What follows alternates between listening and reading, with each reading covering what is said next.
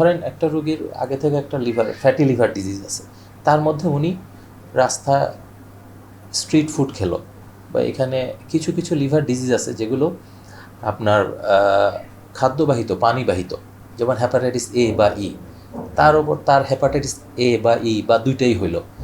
তখন এখান থেকে তার লিভার ড্যামেজের তীব্রতাটা বেড়ে গিয়ে খুব দ্রুততম সময়ের মধ্যে লিভার ফেলিওর ডেভেলপ করলো, যেটাকে আমরা ACLF বলি।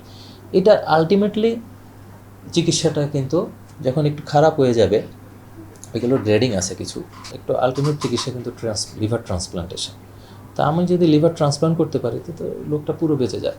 হ্যাঁ, মৃত মানুষ হাঁটা শুরু করে দিবে।